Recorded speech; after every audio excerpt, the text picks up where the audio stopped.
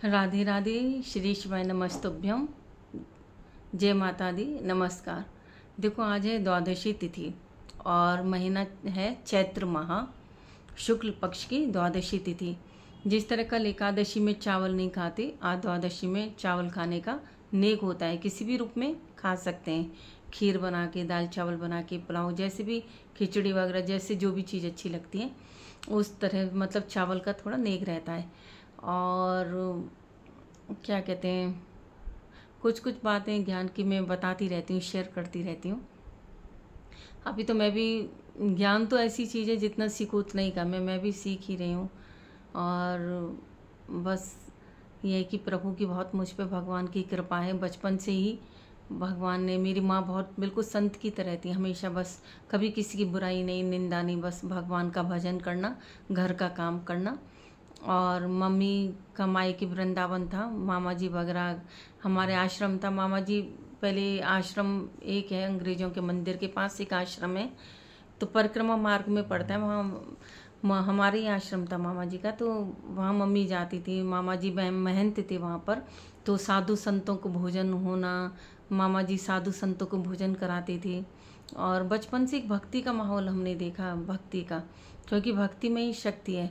और अब तो मामा जी का शरीर शांत हो गया, बहुत साल हो गए, मम्मी भी नहीं, अब तो मम्मी को भी, अब तो मेरे माता पिता भी क्या नहीं है, मम्मी को 20 साल के करीब हो गए। पापा तो मेरी शादी के 1-2 साल पहले ही शांत हो गए थे। तो माता पिता तो नहीं है। वो तो खैर, माता पिता तो वैसे भी जाते ही हैं दुनिया से, सभी के जाते हैं, किसी के थोड़ा जल्दी चले जाते हैं, किसी की उम्र होने के पूर्ण, जब भगवान बुलाता है, ऊपर वाला जब बुलाता है चले जाते हैं।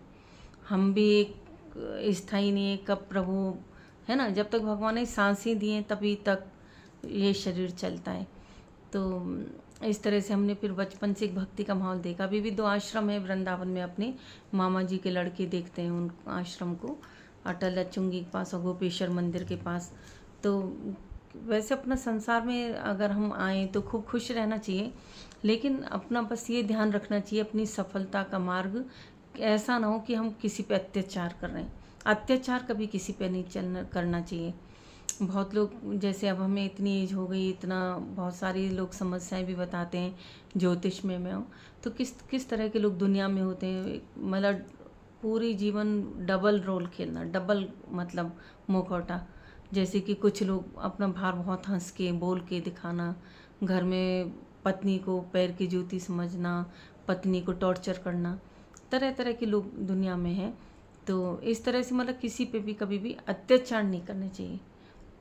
ये जीवन भगवान जो देते हैं ना, मनुष्य जन्म अच्छे कर्मों के लिए देते हैं।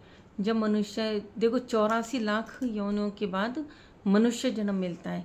और जब मनुष्य जब आता है मनुष्य योनि में 84 लाख योनि के बाद, तो भगवान उसको कह के भेजते हैं कि देख, तूने इतने पाप किए हैं, अब मैं तेरे को मनुष्य शरीर दे रहा हूँ, मनुष्य जन्म, तुम इस शरीर से अच्छे कर्म करना। तो व्यक्ति कहता है, हाँ प्रभु, मुझे एक बार मनुष्य जन्म दे दो और मैं अच्छे कर्म करूँगा। लेकिन बहुत लोग आते हैं दुनिया में, पूरा जीवन उनका दूसरों को दुख देने में, पीड़ा देने में, अत्याचार करने में, दिखावटीपने में, बस यूँ ही निकल जाता है। तो सबसे पहले तो मन को एकाग्र करना चाहिए, है ना, मन को, क्योंकि मन के हारे हार है, मन के जीते जीत। मन से अगर हम हार जाते हैं तो फिर हार निश्चित है। अगर हार के समय भी मन को नहीं हारने दिया, वश में रखा, तो फिर जीत निश्चित है। इसलिए मन को सबसे पहले अपने वश में रखना चाहिए, क्योंकि हम जो हैं, हम मालिक हैं, और मन जो होता है हमारा, वो सेवक है। तो सेवक को अपने मतलब मालिक के ऊपर हावी नहीं होना चाहिए, इस तरह से।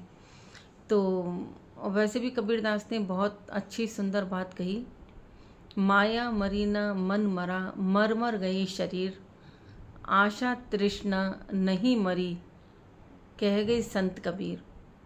तो ये है कि मन को तो सबसे पहले कंट्रोल में रखना चाहिए। और एक छोटी सी मुझे कथा याद आ गई, मैं बोलते बोलते। एक बार माँ देवहूति कहती हैं, श्री कृष्ण भगवान की कथा है, माँ देवहूति कहती हैं अपने पुत्र कपिल मुनि से। कपिल मुनि देखो भगवान श्री राम का ही एक रूप थे, विष्णु भगवान का ही अवतार। तो अब माँ देवहूति उनको पहचान जाती हैं कि ये मेरा पुत्र जो है साक्षात नारायण का ही रूप है। तो अपने पुत्र से कहती हैं कि बेटा, मैंने जीवन में बहुत सुख प्राप्त किए। मेरे मतलब माता पिता राजकुमार, बहुत बड़े राजा थे, और मेरी माँ महारानी और मैं राजकुमारी थी। खूब मेरे लिए कोई सुख की कोई कमी नहीं। और बोली तुम्हारे पिता कर्दम ऋषि भी बहुत ऊंचे, एक सिद्ध ऋषि, वो जो चाहे कर सकते थे। उन्होंने सारी सुख सुविधाएं मुझे दी, लेकिन मैं इतना सुख पाते हुए भी मन में बेचैनी रहती है, मन शांत नहीं रहता, मन स्थिर नहीं रहता। बेटा ये मन चंचल क्यों है? तो कपिल मुनि जो है अपनी माँ से कहते हैं कि माँ, आपने जीवन में चाहे कितने भी सुख भुगते, लेकिन मन आपका सांसारिक वस्तुओं में रहा। और मन को मैं नहीं कहता आप मारो अपने मन को मारने की ज़रूरत नहीं है। मन को बस मोड़ना है, थोड़ा सा बस मोड़ना है। जैसे चाबी होती है, ताले में लगाते हैं, एक तरफ लगाओ ताला बंद हो जाता है, दूसरी तरफ घुमाओ बंद हो जाता है, एक तरफ खुल जाता है ताला, इस तरह से। तो बोले मन को मारना नहीं है, बस घुमाना है थोड़ा सा, और घुमा के इसको प्रभु के चरणों में लगाना है। तो इसमें फिर देखना जीवन में स्थिरता आती है और मन को शांति मिलती है, क्योंकि शांति तो प्रभु के चरणों में ही मिलती है। तो बहुत सुंदर सुंदर उन्होंने बातें कही हैं। तो माँ देवहूति फिर अपने मन को भगवान के चरणों में लगा लेती हैं और उनका उद्धार हो जाता है। इसलिए सबसे पहले अपने मन को एकाग्र हम लोग नहीं कर पाते हैं। मन हमारा भगवान की भक्ति के साथ साथ सांसारिक चीज़ों में लगा रहता है। तो ये सब रहता है। संसार में जब आए तो सांसारिक जानकारी होना भी ज़रूरी है कि दुनिया में क्या हो रहा है क्या नहीं हो रहा। लेकिन किसी के लिए गलत बोलना, निंदा करना, ये सब चीज़ें गलत हैं। जय श्री कृष्ण। बातें बहुत सारी हैं, लेकिन इतना ही बोलती हूँ।